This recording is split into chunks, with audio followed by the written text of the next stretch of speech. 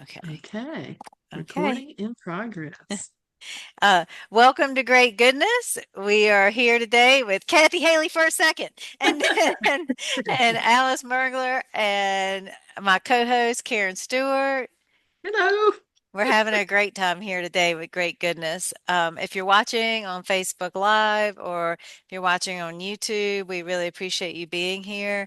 We're going to find out a lot of the goodness that Alice brings into the world. The goodness I've experienced is her warmth, and I'm just so excited to hear more about her as a poet and in the arts today and to learn more myself. And at the very end, we will have a prompt that is inspired by Alice. So you want to stay tuned for that. And so we'll go ahead and get started with Karen pulling an oracle card for us.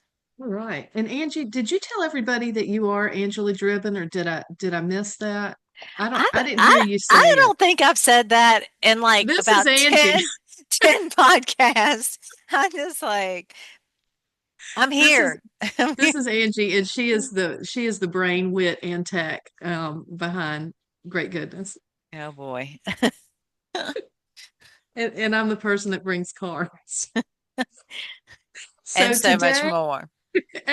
whatever. You do what you can do.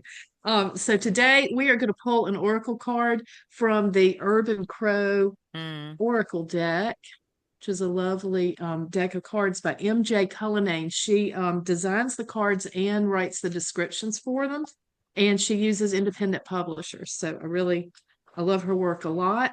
And I have been shuffling these cards all morning. So we're not asking a question today. We're not asking for advice. We are just going to pull a card and see what it speaks to us and just talk about that a little bit. So, all right, here I go. I guess I'll show you. I'm actually pulling a card and I'm going to look at it just in case there are questions. Oh, always welcome. This card is insight. Mm. Insight. And that is a crow. And that crow has a jar. Of all the things that's collected, it looks like I think a whole so. little It world. looks very crowish. Let me take a peek so I can answer any questions. Oh, it's full of a liquid. I think it's got water. You know what? I think it's water and pebbles. And Hmm. it looks like there is a gold thing that may be gold or it could be a flower. I know it looks like a flower from here, but I I'm think never it's a sure if it's me. flower, which a flower can be gold also. It's a treasure. Maybe it doesn't Hmm. matter exactly what it is physically. I think this is a treasure. I think this crow has a jar full of treasures or wishes or dreams, or it's a very dreamy card, isn't it? Insight. It is all the lights and the clouds and Yeah. I love the autumn color of the clouds. It makes me feel very present since we're in a glorious autumn in North Carolina right now.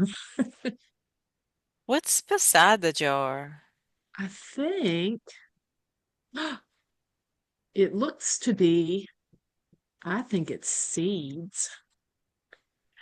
It Oh, it looks like is pumpkin seeds, doesn't seeds. it? Don't those look like pumpkin seeds? And then I see It now would like it would go with the pumpkin color. the radiant, is there like it's almost making like there's a radiant light coming from the jar, like there's lines of light coming off of it. Yeah, it's like it's got waves in it.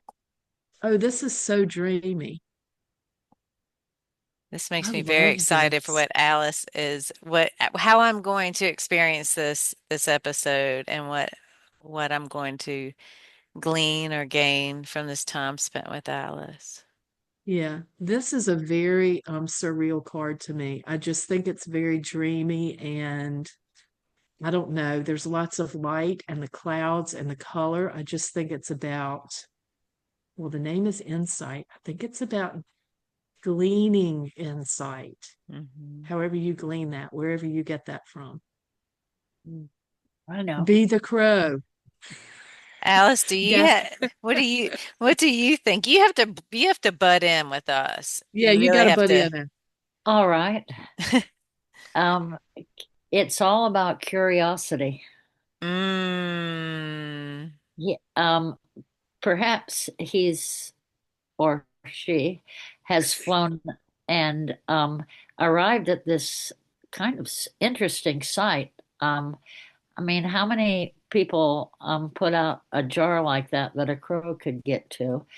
And it's it's you can't get really down inside it that well to find out, to find the texture, the or kind of mix up what's in there. But he can at least study it and be interested by it, and then uh, fly away and with his curiosity intact. I'm really glad you pulled that card.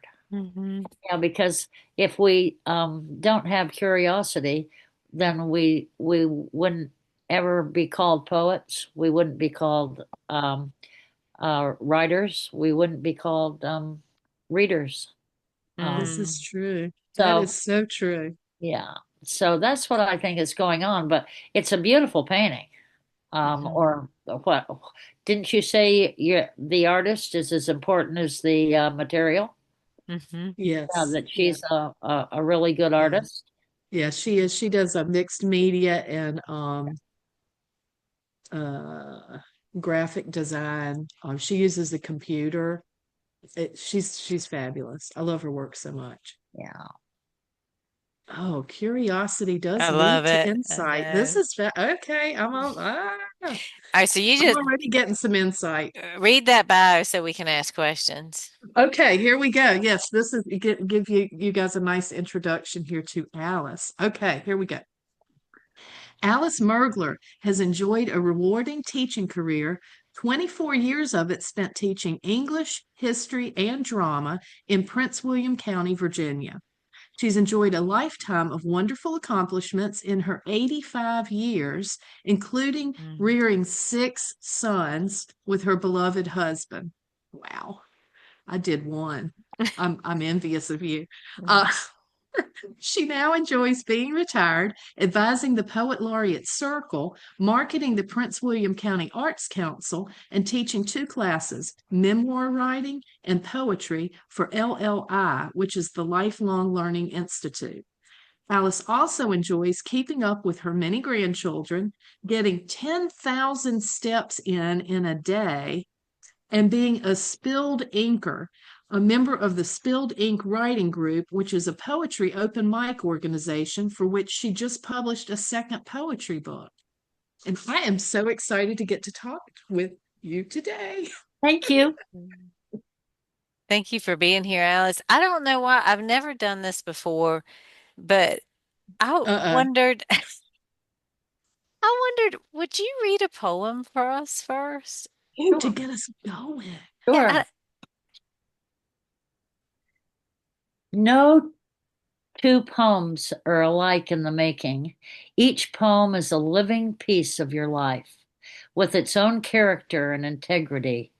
While you compose, you begin to adapt to its voice and emotions. Values and visions creep into focus like tiny ghost crabs scuttling across the Mm. newly washed sand. Your words start to harden into substance, yet you pause often, sometimes through tears or laughter or swathed in memories that can bind you up in a tourniquet for hours at a time. But then a sudden rush of syllabic energy, like happens when the school bus announcements come on and your students hurl towards the door. When you think it is complete, actually, a poem is never complete. Part of you vanishes with it, and the only Mm. cure to find more of yourself is to start another poem. Oh, Oh, you articulated so many things that I have felt and never even thought about putting into words. Like that when it's done, it's never complete, but when it's done, there is a piece of you that feels like it oof, is uh, Thank oh, you. thank you. Now, okay, oh, thank you. Alice, ha Want another? Well, I got to find out a couple things about you. Yeah, So We got to now butt in a little bit. you you are a poet. Is that right? I am a poet, but I And also, I was just talking to Kathy about it because if I explained how I participate in the arts, the best thing I have found to be capable of is I'm an audience and mm, help others um, become artists either gradually or they're already there and I'm out there clapping for them to go further. And sometimes when my girlfriends from high school, who we still have friendships going from the class of 58, um, I was over there the other day showing off the new poetry book for the Spilled Inkers called When You Hand a Poet a Microphone. mm. Um, and we talked about how many times that we've supported others in their endeavors to play and play with and enjoy the arts. And we always go back to high school because several of us were on the Penman magazine staff. And the thing I remember most about it, and has been part of my life ever since, is I sold donuts to raise money for the printing. And I can't tell you one article that I wrote, and I was part of a huge house fire, so that burned. But we sold donuts, and that's when I started organizing events. You know, to be an audience and to keep people supported. If you can be a poet, but you can also support poetry, and that's why I just published the second book for my Spilled Inkers, and we'll get to that in a little while. So anyway, that is something I'm glad you asked about because it's it's what spurs me on every day is how can I find somebody who needs some clapping out there or who needs to learn to write or who wants to be published. And I've helped quite a few fledgling poets become published, and that makes them happy. Even though they and I'm including my students. We put out a couple of fun things way out there, and then sometimes they come on your telephone and say you had a student who won a contest, and I said we do, and Oh, it's been a really good life to be able to be involved, not just as an artist, but for an artist. So, I that is love that. I know, that's so Karen. important. I'm so glad that you talk about that because it's Mhm. so important, and I think people need to know that it's yes, you can be the poet that writes the poems and sends the poems out and gets them published, and please do be that person, but you can also be the person that lifts up other people yeah. and brings more of that poetry joy into the world. Thank you for doing that. Thank Yeah. you. Well, my books of poems, and I do them with my poet laureate, my present poet laureate. Did you meet John Dutton when you were there? I did, and we're gonna have him on Great Goodness. He's our guest He's just really soon. a wonderful man, and he's really involved in how I became part of the judging of the Poets Laureate of Prince William County, and also I was his mentor when he came to teach at the school where I was teaching, and we were instant friends. And he calls me mom, and I call him my seventh son, and Aw. it's just been wonderful. And he he entered the first poet laureate contest, and he had this great project, but his poetry, they didn't. The judges didn't think were quite as fine as some of the other poems, but we encouraged those who didn't win that first poet laureate contest for Prince William County. We encouraged them to keep writing poetry and to hold them up and keep supporting them. We formed the Poet Laureate Circle.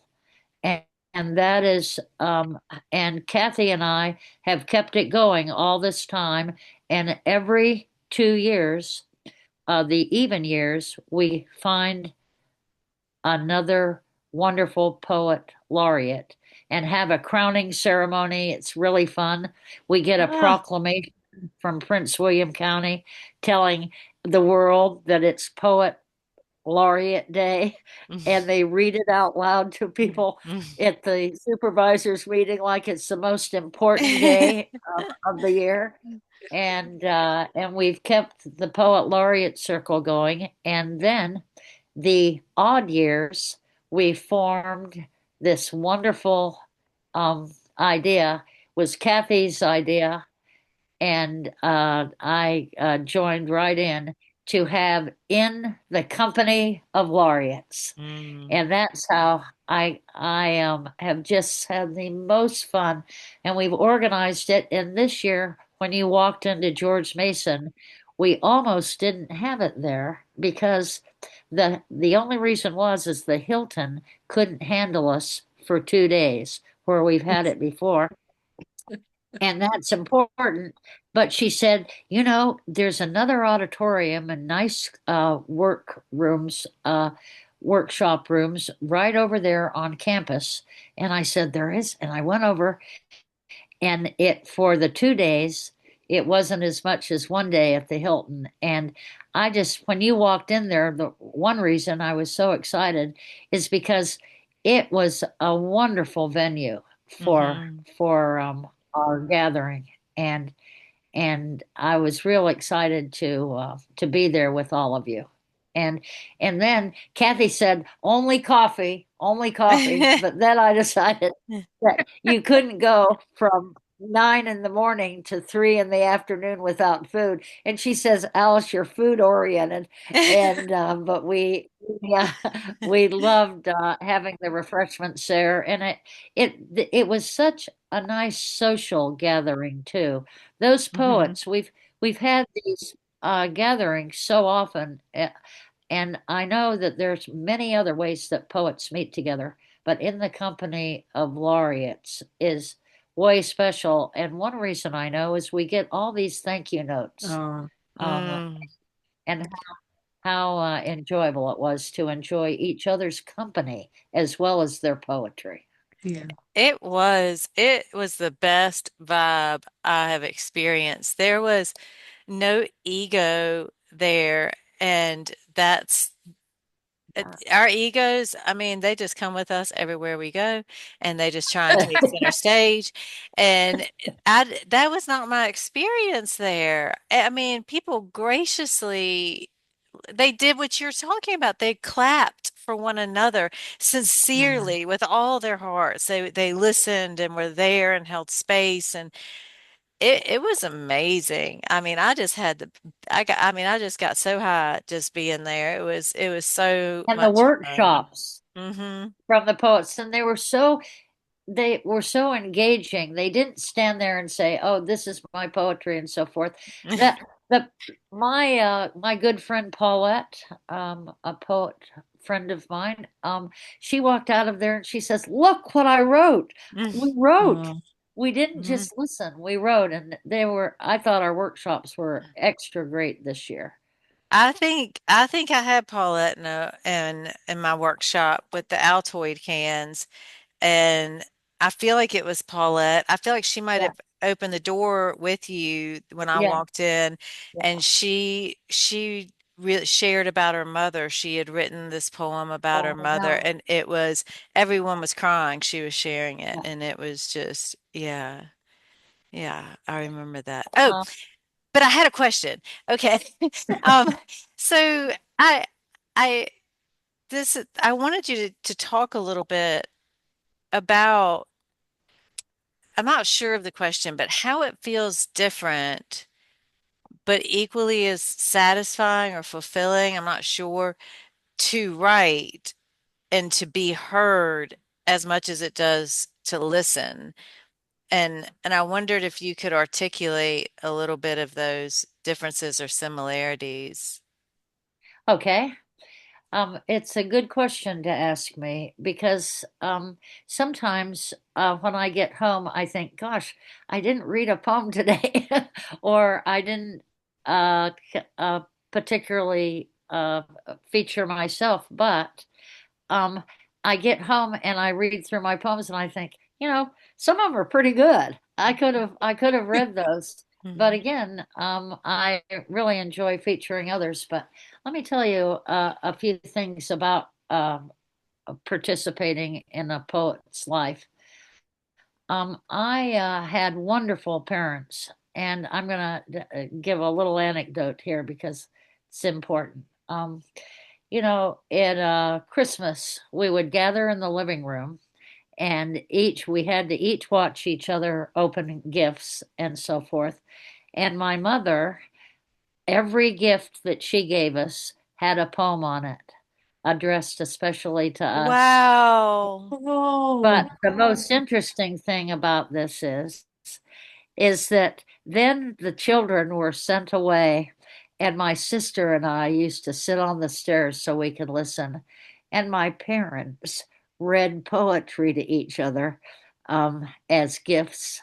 And some of it was quite, um, I'm going to use the word racy. And they would laugh and carry on, and it was all about the poetry they read to each other with their little girls sitting on the stairs thinking, wow, they're having fun, all with poetry. oh, that's So great. I grew up with wonderful parents, and not only that, but they were so into the arts. My father had a beautiful voice and was often asked to sing at weddings and so forth.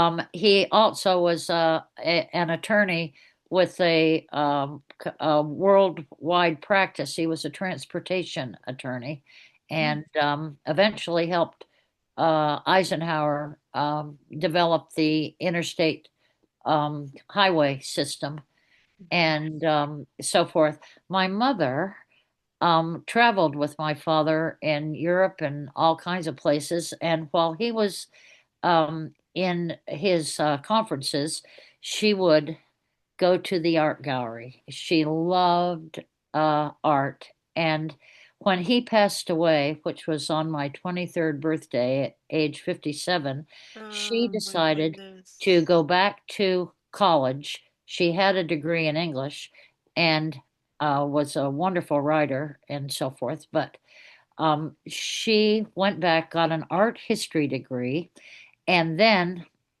decided that other people needed to be interested in art history. And so she started teaching for Arlington little night classes. This was before junior colleges or something. And then she had my brother build a screen in our old recreation room and a detail screen. And she invited people to come to our house and listen to art history lessons.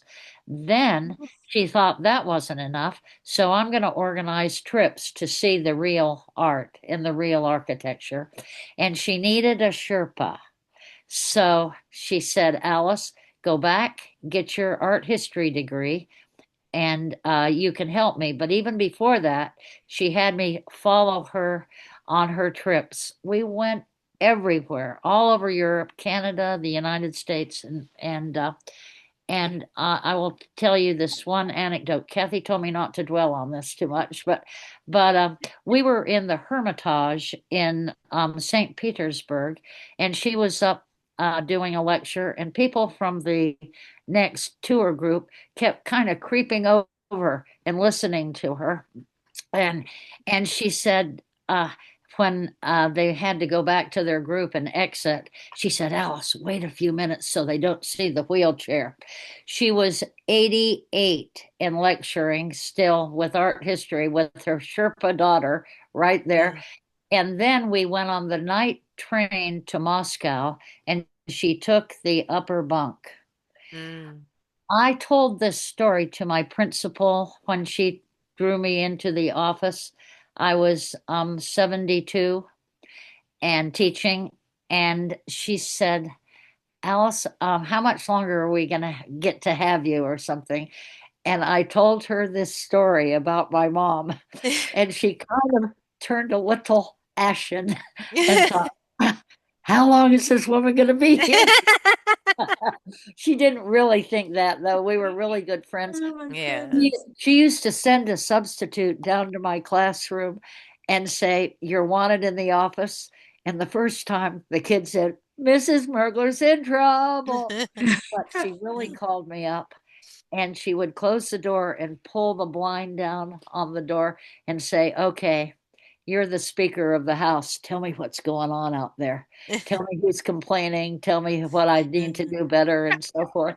And then she'd send me back to my classroom as if, So I've had some wonderful experiences teaching art, and then uh, the very final art history tour we went on was during the Atlanta Olympics. The High Gallery had Oh. a ring of 5 countries send art that they had never sent before. And we lectured, and she let me lecture at the High Gallery. And then she died at 92. Mm. Still very, very active. And as I told Kathy a few minutes ago, she taught me how to be a widow because Dawn Mm. passed away after helping me. We put all those kids through college, one of them through law school, and then the second one I helped get through law school. But Dawn passed away in 2001, and Mm. uh, and there I was, um, uh, the same thing that happened to my mom, and I could have curled up in a ball, but I didn't. I was teaching. In fact, we buried him on a Friday, and I was teaching on Monday morning because Wow. that is the way that has been the best way to be a widow, in case anybody out there is listening, is to stay really active and Mhm. gather gather the arts around you. And I had already organized the Cultural Arts Federation because when I moved to Manassas, we had no arts. There was a racetrack down the street, and on Saturday nights, instead of the National Theater, remember, I grew up in Arlington and Mhm. went to the Phillips Gallery, the National Gallery, where my Right. mother was a docent. Anyway, you could hear the racetrack on a Saturday night. And I said, Don, we've moved to the wrong place, or we've got to do something about it. Formed the Arts Council, which later became the Arts Council, and we started with one play group, the Prince William Little Theater, the Barbershop Quartet, the Woodbridge Orchestra, which was maybe 15 instruments, and Arts Alive, the name of my little organization. Ah. I when uh, Comcast or that type of television came to Manassas, they needed to have a local program featuring the community, or Comcast would not choose Manassas as a location. This was in 1980, Mm. and I volunteered to be the community voice, and I gathered artists in. It was once a week, and then they showed it 3 times a week, just like this, but really early on because it was television. And we had the barbershop sing, and then I would interview them, and that's the way we started spreading the arts because Mm. people watch television. Mhm. Sorry, I've talked too much. Well, but No. I Oh, no. no, not too much, but I do have a All question. fascinating. So, say someone is listening to this, or say someone is looking at their community and thinking, I want to see a more vibrant arts community here. But they're feeling overwhelmed or it's daunting to start.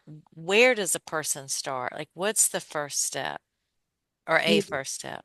well, my first step, and it was a my, not our at first. They said, Alice, there's other things to do, and you have all those kids.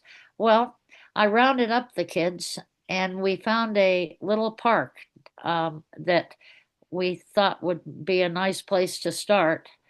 And on Sunday afternoons, before that, my kids on the back of the station wagon, we drop leaflets around the local houses and said, "Come and we'll have a little bring a blanket, bring your fried chicken, and we'll listen to an artist, or we'll watch a small band and so forth." And then I researched anybody who I talk to. Do you know any church choir that might have a soloist? Do somebody who plays an instrument, even if it's not what considered a orchestra, the guitar. Someone who, and I knew about the barbershop quartet um, from the very beginning, because one of the members was a member of my church, Mhm. and that's another way to reach out into the arts, is that churches are full of artists. They play instruments, they sing, they Mhm. often have teachers who are other things other than Sunday school teachers in their regular life. That's one good way. But yeah, and you can't give up. Sometimes people would maybe we would have 10 neighbors who came down to the park, and but eventually they built a little stand that you could like a gazebo stand, and then you could buy a bench, and we organized 5 different benches, and they had we could put our names on them, or we could put in memory of on them, and so then we had a place to perform. Mhm. And Ah, um just that it was ragged, it was small, but it grew into the Arts Council. And Mhm. and the Cultural Federation, everybody kidded me about that name, that it was too a little bit glossy, but yeah, there are people out there waiting to be heard and to be seen and to be loved. Ah, yeah. there are people out there waiting to be heard and loved.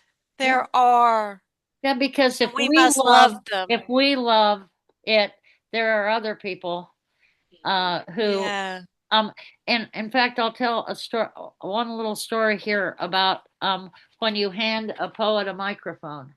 Mhm. I have a neighbor who takes care of her husband day and night, and has she was a teacher though, and was used to being able to be with a lot of people in the daytime, appreciative students, and so forth.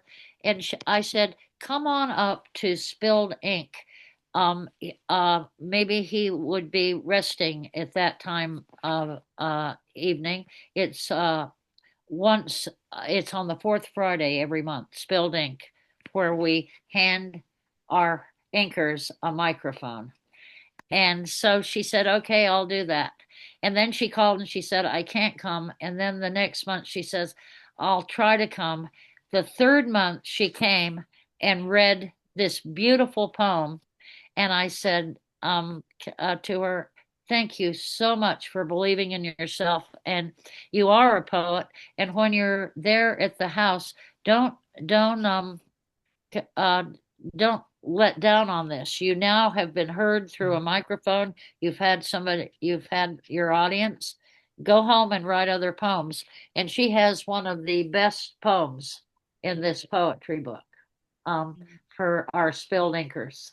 S- There's s- others who have said, Alice, I don't want, we do other things. We go out to dinner on Friday nights. My husband probably would say, where are you going? And you say, bring him. And we Yeah. had one couple who it was only the wife who was writing poetry, and then her husband came because she insisted he listen to her. Well, you know what? I think I can write a poem.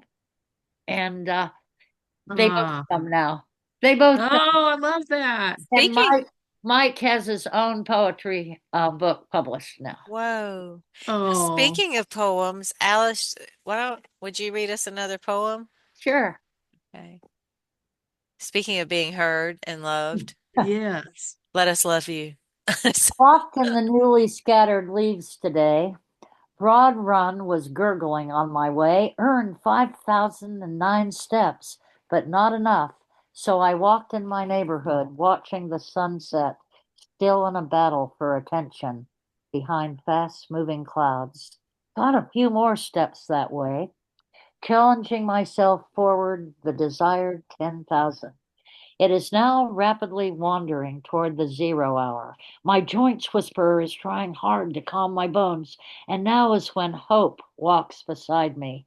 But hope is not a strategy, faith is. Most of all, mental fortitude will help me get this done. 10:30, round and round I go through my rooms on a rusted belt of memory. Old Mm. photos blink. Looking down at my trusted smartwatch, I take another furtive glimpse. Then I trot. Finally, on this first September day, I once again meet my goal and will await the breath of a shining new morning, helping its possibilities glow within me. And now a peaceful exhale. Mm. Ah. Oh, love Alice, that. do you have a book out? Yeah, I have two poems and Okay. how to how and this is kind of sarcastic too because sometimes when we hand them a microphone we can't get them off. there's a Right. there's a 6 minute limit, and, and they say, oh, can I just do one more? And of course we let them, and then this coffee shop that we needed a venue, and this new coffee shop opened, and as a member of the Mormon church. We don't drink coffee, but I went to the owner and said, could we please um, have something here? Because people get off the train. We're right by the railroad tracks there. Manassas is a railroad town. It's the reason it's called that is because when the Southern troops got off the train, they walked to the battlefield, and that's why we had the first Battle of Manassas. In the Mm. meantime, they slept all over the near the railroad tracks, and one of the places they slept, one of the pieces of ground, was where my home is. And Mm. when we built our swimming pool, we came to a belt buckle, and that got me interested. There's a whole nother side of me that is a World War, Civil War, and then World War II scholar. And one of the things I did to get this is something I never would have thought of, but to get uh, um, close to people who came to town and said, where's the battlefield? Because by then I was part of a group that formed Historic Manassas. And so we got a bus, and I got on the bus and gave lectures and took them out to the battlefield. But first, we rode around town and showed them all the locations where the Civil War began, because it really Oh, began wow. in Manassas. Yeah.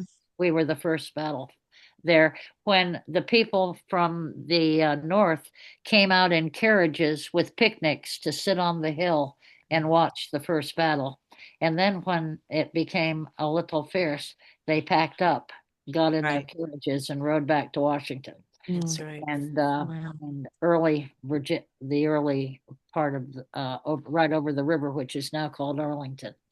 But um, I would like to read a couple more poems because that they explain my life away. Um, Okay. do you mind? No, I'm Okay. a captive audience. Yes, yes. Thank you.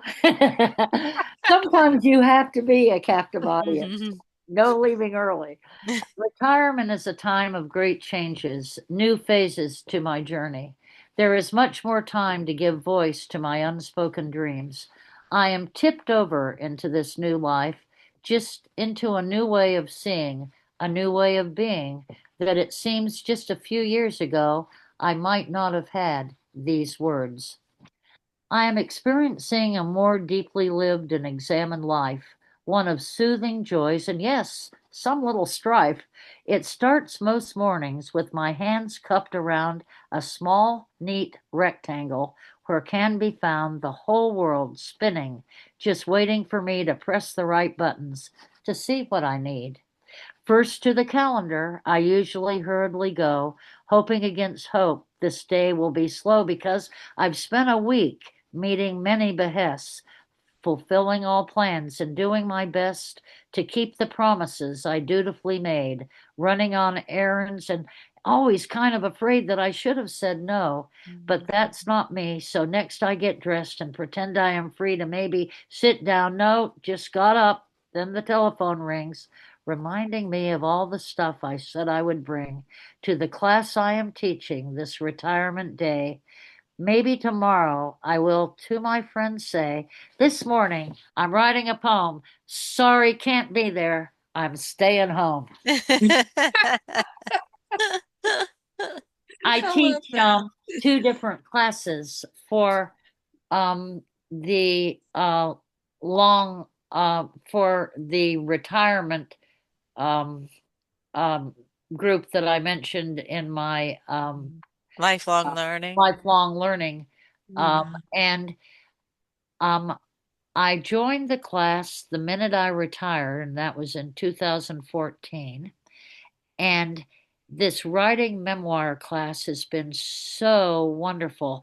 It's a quite a large group. We have between 20 and 25, mostly women, but some men. And we read a text that inspires us to learn to write instead of just casually writing. We're also learning to write more. Kathy, where did we put that text? I can't remember. Anyway, this year it's Zinzer, and here we go. Can people see when I hold it up? A Hold it little up a bit little bit higher. more. Yeah. Yeah. Ah, Okay. yes. Anyway, we go to a text and learn to write better, but really, the memoirs and the wonderful past these people have come through. Um, I just look so forward to it. But we had a wonderful teacher, and she goes to Maine in the summer to a summer place way up in Maine, way above Portland. And 2 years ago, her husband fell in the shower up in this way remote house and broke his back. She Oh, wrapped him in a blanket, put him in the back, carried him to the back of the car, and drove him to Boston to the hospital to be taken care of, and wrote to us and said she could no longer teach.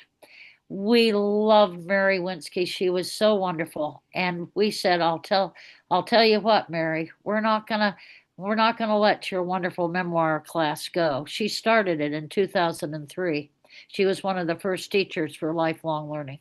So we asked if we could teach ourselves and members of the class, long ago members of the class, and then new ones. We divided up, and we've been teaching the class ever since. ah, I It's love that. 8 weeks in the fall and 8 weeks in the spring, and you pay one price, and then you can go to any of the classes. And they're taught by retirees who have had these amazing lives and want to keep on learning from each other. But if you oh, go, there's great lectures about traveling, and there's a cooking club, there's a book club, there's all kinds of ways for these retirees to get together, because otherwise you might have a few neighbors, a few friends at your Mhm. church, but you've left where you taught or where you Mhm. worked, Mhm. and you can be alone. Yeah. There's an aloneness. So this Mm. is a way to get together and kind of show off to each other that we were once, important, and we have a lot to still learn and to share. So I think that's wanted to a be sure to Uh, talk about, because it can be started in any community. mhm. yeah. If you have retirees, and a lot of people do have, and they don't want to go off and play canasta at a retirement home. No. They Right. want to be active in their community. I Yeah. think that's a great place for us to. We're running out of time, I'm but so sorry. I think that's a great. But that's a. I really want to draw attention to what you just said because I think it is really the core of honestly how you've lived your life.